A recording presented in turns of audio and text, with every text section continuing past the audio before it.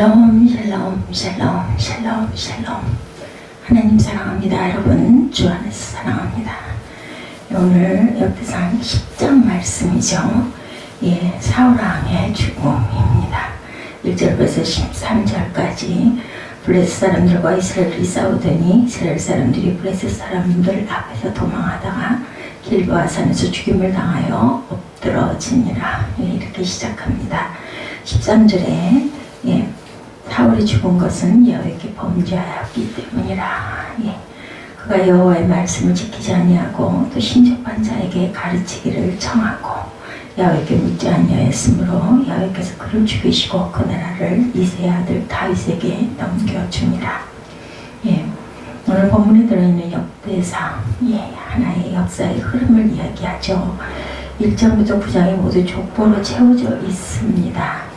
보면 오늘 본문이 들어있는 10장 말씀에는 첫 번째 책인 마태복음 예수님의 족보로부터 시작되는 바람에 모처럼 성경을 읽어보려던 사람의 의욕을 꺾는다고 하죠. 너무 지루해서. 그런데 역대상의 족보에 비하면 어쩌면 아무것도 아닐 수도 있습니다. 믿음의 조상 아브라함으로부터 시작되는 마태복음의 예수님의 족보는 단 17절에 불과하지만 역대상의 족보는 첫 인간이며 따라서 온 인류의 아버지라고 할 수 있는 아담으로부터 시작해서 무려 9장에 걸쳐 기록되어 있죠. 적어도 20배 이상의 분량입니다. 성경 전체에서 제일 재미없고 지루하게 여기서 사람들이 건너뛰고 읽는 부분들이 많습니다. 그러다 보니 자체가 잘 읽지 않을 수가 있죠. 그다음 첫 9장 족보를 빼고 읽는다 해도 책 내용이 다 읽은 이야기이기 때문에 흥미를 못 느낍니다. 신약 성경에서 복음서는 4가지가 되고 각각의 복음서와 특색이 있고 다 중요하듯이 조금만 더 그 책에 대한 이유와 관심을 가지고 읽어보면 그 의미와 중요성을 깨닫게 됩니다. 앞선 역사책인 열왕기 하는 바벨론에 의한 유다 왕국의 멸망으로 이야기가 끝납니다. 그런데 유다를 멸망시켰던 바벨론을 페르시아의 왕 고레스가 하나님의 감동과 명령에 따라 유다 하나님을 포로의 상태에서부터 해방시켜서 유다 땅으로 돌아가게 하죠. 바벨론의 불어 위에서 파괴된 예루살렘 성전을 건축하라는 조서를 내린 사실을 전하는 말로 끝을 맺고 있기도 합니다. 역대하 36장 22~23절에 마지막 2절을 보면 바사의 고레스 왕 원년에 여호와께서 예레미야 입으로 하신 말씀을 이루시려고 여호와께서 바사의 고레스 왕의 마음을 감동시키매 그가 온 나라에 공포도 하고 조소도 내려 이르되 바사 왕 고레스가 이같이 말하노니 하늘의 신 여호와께서 세상 만국을 내게 주셨고 내게 명령하여 유다 예루살렘의 성전을 건축하라 하셨나니 너희 중에 그의 백성 된 자는 다 올라갈지어다 너희 하나님 여호와께서 함께 하시기를 원하노라 하였더라. 이것은 뭐라고 말하나 했더기는 이방 족속에 의해 나라를 잃고 그 이방 나라로 끌려가 온갖 고초와 수모를 당하고 살던 하나님의 백성이 그 포로 생활을 마치고 조국으로 돌아와서 쓴 책이라는 거죠. 하나님의 백성이 어찌해서 이방 족속에게 나라를 멸망당하고 이런 굴욕적인 처참한 삶을 살아야 하는가 하는 비통한 반성과 참회를 거친 이스라엘이 하나님 앞에서 자신의 역사를 돌이켜보고 다시 쓴 책입니다. 그래서 단순한 사회의 나열로서의 역사서가 아니라 하나님 앞에서 그의 백성이 지켜야 할 바른 신앙의 자세라는 관점, 다시 말하면 하나님에 대한 충성 또는 불충과 이에 대한 하나님의 보응과 심판의 역사라는 그런 사관을 가지고 이스라엘의 과거를 돌아보며 쓴 그 역사서입니다. 이것이 특징이고 의미이고 중요성입니다. 다른 역사서들과 사이 이 차이점을 보여주는 대표적인 구절이 하나가 오늘 본문 13~14절 사무엘상 그 마지막 장의 31장에서 사울의 죽음을 그저 사실적으로 전하기만 하고 끝나고 있음을 우리가 봅니다. 근데 오늘의 본문 먼저 1절에서 12절에서 사울의 죽음의 전말을 그대로 다시 기술한 후에 끝인 13~14절에 그의 죽음의 근본 원인이 무엇인지를 나타내죠. 사울이 죽은 것은 야훼께 범죄하였기 때문이라. 그가 여호와의 말씀을 지키지 않고 또 신접한 자에게 가르치기를 청하고 야훼께 묻지 아니하였으므로 야훼께서 그를 죽이시고 그 나라를 이새의 아들 다윗에게 넘겨주셨다고 증명합니다. 역대기 기자가 판단한 대로의 사울의 죽음은 그저 하나님께 죄를 범한 결과라는 것이죠. 그리고 그 죄는 하나님의 말씀을 지키지 않은 것이고 하나님보다 박수무당에게 가르침을 받았다는 것입니다. 사울이 어떻게 하나님의 말씀을 지키지 않았을까? 사울이 블레셋과 싸움을 하게 되었을 때 블레셋 사람들이 이스라엘과 싸우려고 모였는데 병거가 3만 대나 되고 마병이 6천 명이고 군사가 해변에 모래같이 많은 것을 보고 이스라엘 사람들이 두려워해서 굴과 숯불과 바위 틈에 숨기도 하고 멀리 도망치기도 하고 사울을 따르는 백성은 모두 떨고 있었죠. 이런 위급할 때 선지자 사무엘이 빨리 나타나지 않으므로 백성이 흩어지기 시작하자 사울이 참고 기다리지 못해서 번제와 화목제를 드립니다. 스스로 번제를 드렸다가 곧이어 당도한 사무엘로부터 왕이 망령되이 행하였도다 이런 나무람을 받죠. 왕이 하나님 야훼께서 왕에게 내린 명령을 지키지 아니하였다. 질책을 받은 일이 13장 사무엘상 13장 5절에서 13절에 기록되어 있습니다. 또 아말렉과 전쟁을 해야 했을 때도 사울은 사무엘을 통해 아말렉이 이스라엘에게 행한 일, 곧 애굽에서 나올 때 길에서 대적한 일로 내가 그들을 벌한다.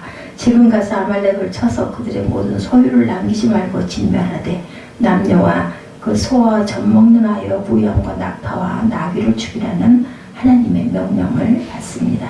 근데 사울은 아말렉 왕 아갑과 그의 양과 소의 가장 좋은 것과 기타 모든 것은 남기고 가치가 없고 하찮은 것만 진멸함으로 사무엘을 통해 하나님으로부터 내가 사울을 왕으로 세운 것을 후회한다고 말씀을 하시죠.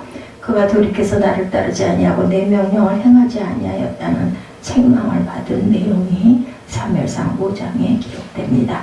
사울이 또 신접한 자에게 가르치기를 청하고 하나님께 묻지 않았다는 것은 사무엘이 죽은 후 사울이 또 블레셋과 싸우게 되었을 때 블레셋 사람들의 군대를 보고 두려워서 마음이 크게 떨리자 그의 시내들에게 명령하여 신접한 여인 박수무당 점쟁이를 불러 올려서 그에게 어떻게 될 것인지를 물으려 한 적이 사무엘상 28장에 기록되어 있습니다. 이것은 하나님 보시기에 가증한 일이고 하나님을 심히 모욕하는 일이었죠. 신명기 18장 9절에서 보면 하나님께서 이렇게 명하신 바가 있습니다. 내 하나님 야훼께서 내게 주시는 땅에 들어가거든 너는 그 민족들의 가증한 행위를 본받지 말 것이니 그의 아들이나 딸을 불 가운데로 지나게 하는 자나 점쟁이나 기륭을 말하는 자나 요술하는 자나 무당이나 진언자나 신접한 자나 박수나 초혼자를 너희 가운데 용납하지 말라.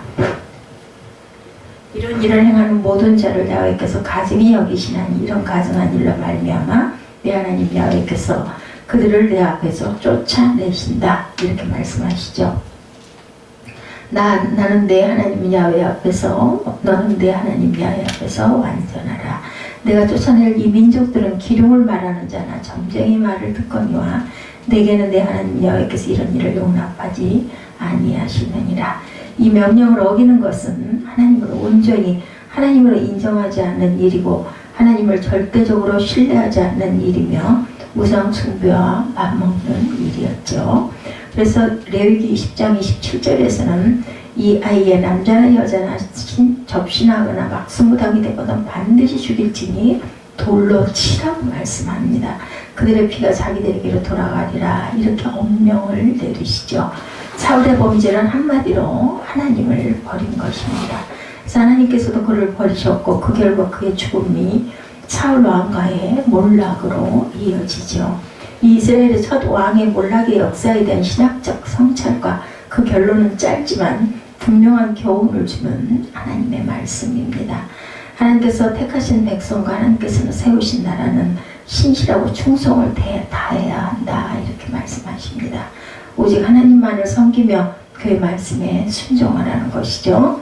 현재와 미래의 모든 문제 해결을 하나님께 맡기고 그에게 힘과 지혜를 부여해야 한다. 오직 하나님만 의지해야 되죠. 그의 은혜로 구원받고 세우심을 받은 백성은 그 은혜를 망각하고 어떤 것을 의지해서는 안 된다. 이 명령을 따르면 흥할 것이고 따르지 않으면 망할 것이라는 아주 단순하면서 명확한 교훈을 말씀합니다.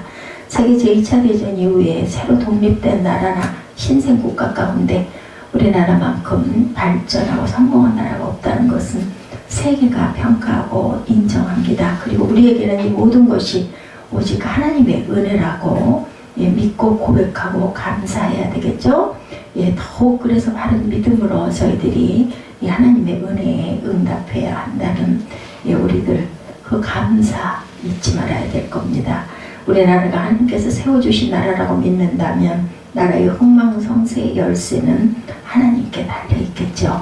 하나님의 은혜를 바로 깨닫고 그의 말씀에 순종하고 그에게 신실한 충성을 다하는 것일 것이냐 아니냐가 아주 중요하다. 오늘 본문 대상 10장 13절의 말씀 우리에게 일깨워주는 말씀으로 우리가 잊지 말아야 되겠습니다. 이 말씀은 이스라엘의 첫왕 사울의 죽음 그 일가의 몰락의 원인을 말하고 있지만 사실은 이스라엘 백성의 역사 전체의 흥망성쇠의 근본 원리를 말씀하고 있습니다. 그리고 우리는 그것을 모든 인류 특히 하나님의 백성으로 택하심을 받은 모든 사람에게 해당되는 교훈으로 받아들여져야 되겠죠. 오늘의 대한민국을 있게 해주신 하나님께 감사하십시다. 역대상 10장 13, 14절 읽고 기도하는 시간 갖도록 합니다.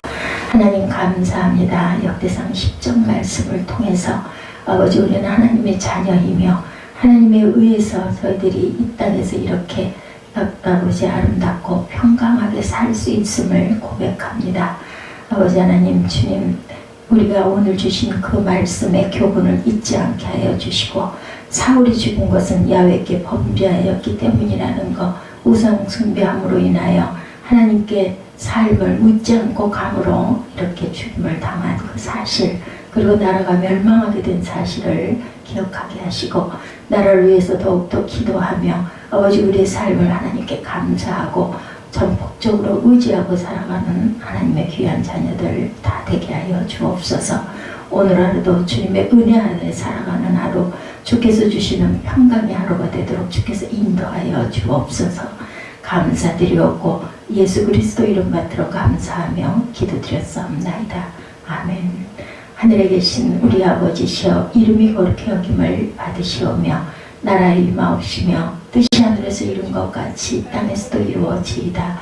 오늘 우리에게 일용할 양식을 주옵시고 우리가 우리에게 죄 지은 자를 사하여 준 것 같이 우리의 죄를 사하여 주옵시고 우리를 시험에 들게 하지 마옵시며 다만 악에서 구하옵소서.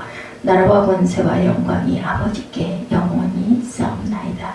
아멘. 할렐루야. 하나님 감사합니다.